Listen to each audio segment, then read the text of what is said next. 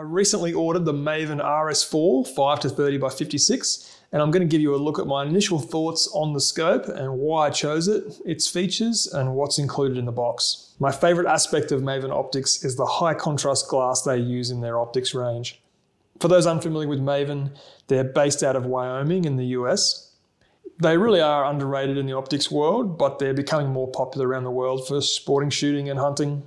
I first came across Maven a few years ago when a friend of mine bought a spotting scope and a rangefinder from Maven, and since then I haven't really looked back at picking up their optics for new rifles and replacing old optics. Maven are a direct-to-consumer company, meaning that you won't find them on display at your local gun shop. Instead, they're available directly through their website. The pro for this is that it keeps the cost down, not having that retail markup. The negative, unfortunately, is that it limits their exposure to the general shooter. So I've just picked this scope up. I haven't mounted it to anything yet, but I just thought I'd give you a quick overview of my initial thoughts and some of the features of the scope. In the box, you get some stickers, which is always really good, lens cleaning cloths. You also get a manual on how to use the scope. You get the illumination battery as well as a Allen key. I bought this to run on a bit of a hybrid rifle. It's for target shooting and for occasional hunting. So that brings with it some of its own challenges in selecting an optic, because you don't want a purely target optic and you don't want a purely hunting optic. You kind of want the best of both worlds that can be used on the same rifle for hunting and for target shooting. So on one of my rifles that I do want to use for hunting and target shooting, I've picked up the Rs4 because you've got that really fantastic magnification range. You've got great turrets and you've got a fantastic reticle choices as well. I got this in the black color, but it also comes in a black and gray as well as the black color. Popular in the long distance shooting community, 5-30 magnification offers an excellent range for close range all the way out to long range at 30 times. The Rs4 is a first focal plane optic, and it's offered in 4 different reticle options, including the SHRW, MOA2, SHR and the CRF mil. I opted for the CFR mil as I don't mind a busier hunting scope reticle, but that's just my personal preference. Now the reticle lines are thin and it's got really fantastic holdover capabilities inside it.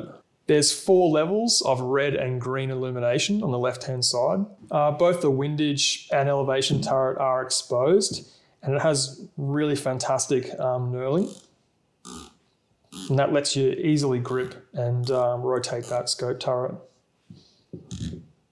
There's a total elevation range of 35.5 mil and 14.6 mil for windage. Each turret rotation is 10 mil and the click values are 0.1 mil. The left-hand turret also houses the parallax adjustment, which starts at a low 15 yards and goes all the way out to infinity. The turret numbering is really nice, and being a larger turret, you can see those numbers a bit more clearly than a smaller turret. The clicks are really nice and not mushy at all.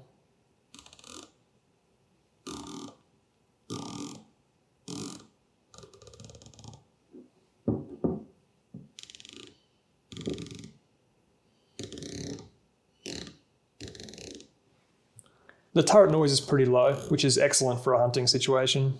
There is a toolless re-zero as well. Simply unscrew this cap and adjust it and put it back down, tighten it up. It's a very compact scope, measuring at 32 centimeters or 12.7 inches and weighs in at 35.4 ounces or just over a kilogram. It is pushing the heavier side of a hunting scope, but it's packing excellent build quality and some really excellent features. That 34mm tube is offering that huge magnification range.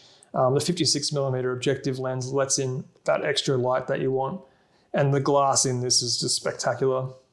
And I compare it with Carless, the Austrian-made glass, in performance, but it comes in at a lot cheaper price point.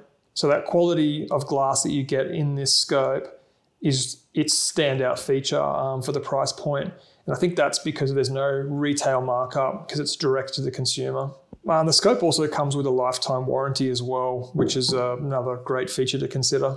Just from my initial thoughts with the scope, I was going to change anything.